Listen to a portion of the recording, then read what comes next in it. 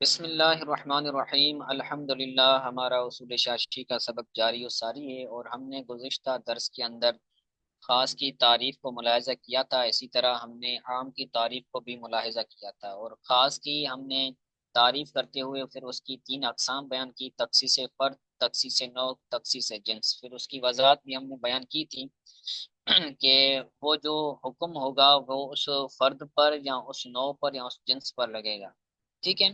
اسی طرح جو عام ہوتا ہے وہ افراد کی جماعت کو شامل ہوتا ہے۔ لفظ ایک ہوتا ہے لیکن اس سے مراد کئی افراد ہوتے ہیں، جیسے فوج ہے، لفظ فوج ہے تو فوج سے لفظ ایک ہے لیکن اس سے افراد کثیر مراد ہیں۔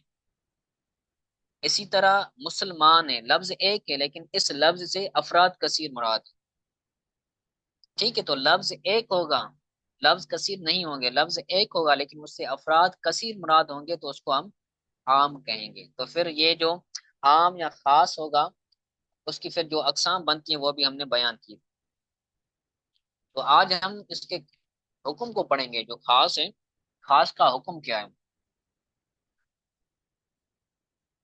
تو کہتے ہیں وہ حکم الخاص من الکتاب وجوب العمل به لا محالة۔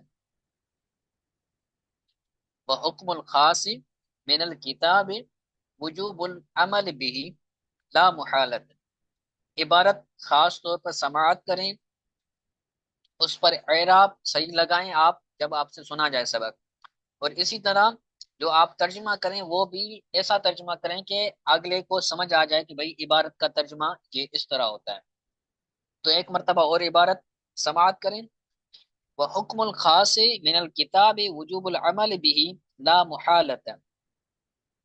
اس کا ترجمہ ہے کہ خاص کتاب میں سے خاص پر عمل کرنا واجب ہے ضروری طور پر۔ آپ یہ سمجھ لیں کہ ہم نے پڑھا کہ بھائی خاص بھی ہوگا کتاب اللہ میں، کتاب اللہ کی بحث پڑھ رہے ہیں نا، تو کتاب اللہ میں الفاظ خاص بھی ہوں گے، الفاظ عام بھی ہوں گے۔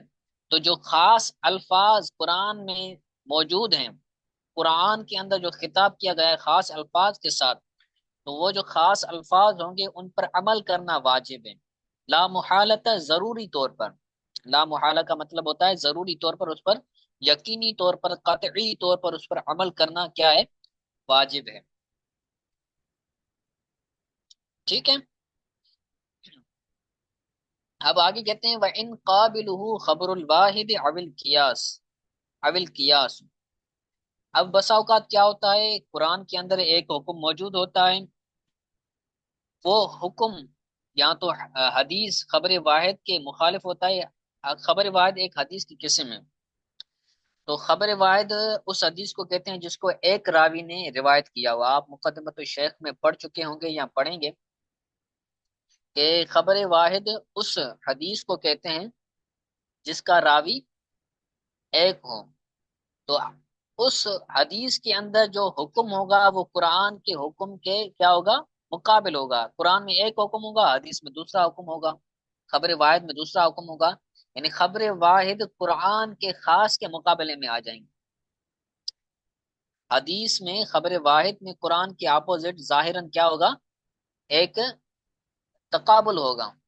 اسی طرح قیاس، حدیث اور قرآن آپس میں متضاد نہیں ہے لیکن ظاہراً ایسا لگے گا کہ یہ حدیث قرآن کے خلاف ہے۔ یہ قیاس جو کہتا ہے قیاس قرآن کے خلاف ہے، ظاہراً ایسا لگے گا۔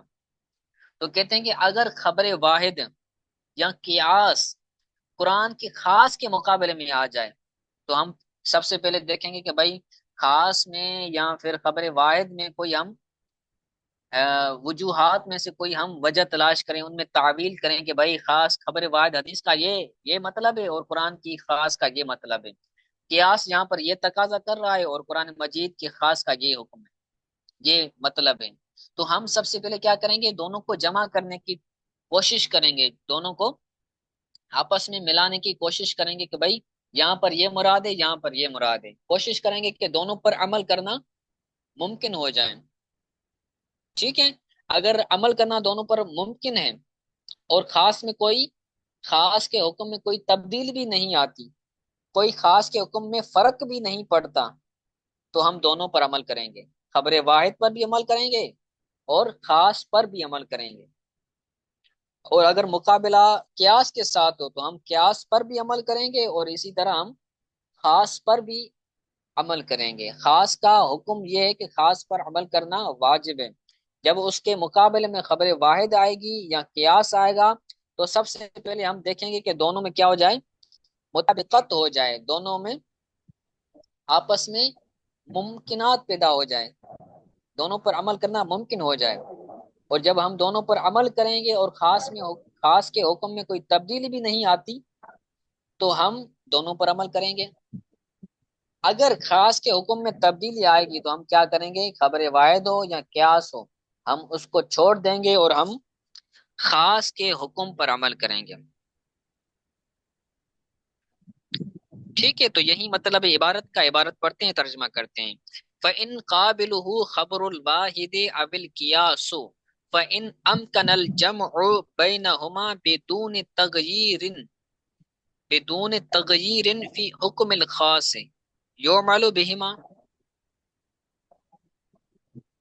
ٹھیک ہے، یعمل بہما، تو کہتے ہیں اگر اس کا مقابل ہو، قابل ہو کے اندر جو ہو ضمیر ہے نا، اس کا مطلب ہے خاص، اگر خاص کے مقابل ہو خبر واحد یا قیاس، خبر واحد یا قیاس خاص کے مقابل آ جائے، خاص کے خلاف آ جائے ظاہراً، تو کیا کریں گے، فَإِنْ أَمْكَنَ الْجَمْعُ بَيْنَهُمَا، اگر ان دونوں کو جمع کرنا ممکن ہے، دونوں کو جمع کر کے عمل کرنا ممکن ہے، خاص پر بھی عمل کریں، قیاس پر بھی عمل کریں یا پھر خبر واحد پر بھی عمل کریں، تو ان میں فرق نہ پڑے، خاص کا جو حکم ہے ان میں فرق بھی نہ پڑے، تو کیا کریں گے، ہم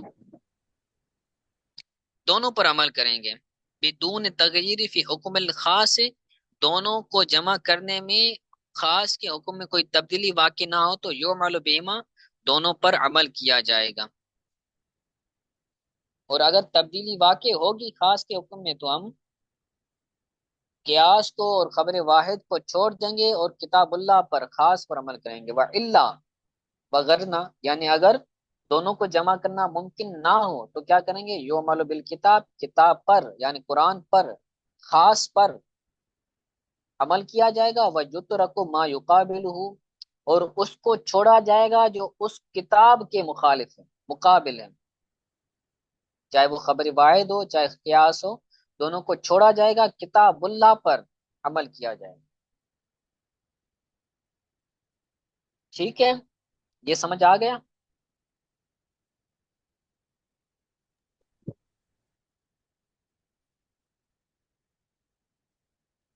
جی جی قیاس کا حکم جو ہے وہ سمجھ آ گیا؟ اگر جی کلیئر ہے تو پھر آگے چلیں یا پھر یہی سمجھائیں۔ ایک جی بار اور سر، سن لیں کہ بھائی خاص کا جو حکم ہے، خاص کا حکم یہ ہے کہ اس پر عمل کرنا واجب ہے۔ قرآن کے اندر جہاں پر بھی خاص آئے گا ہم اس پر عمل کریں گے۔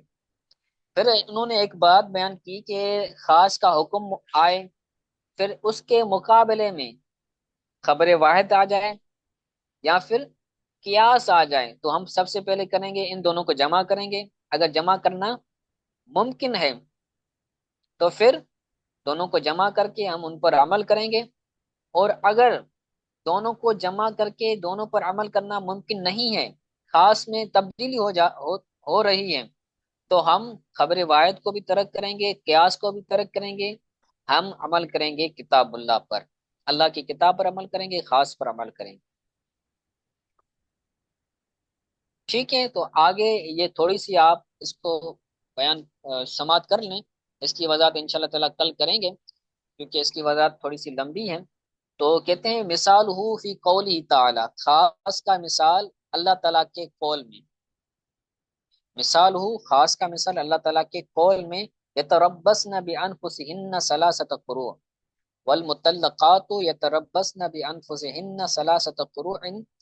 اللہ تعالیٰ نے فرمایا کہ طلاق یافتہ عورتیں اپنے آپ کو 3 قروء تک روکے رکھیں، جن کو شوہر طلاق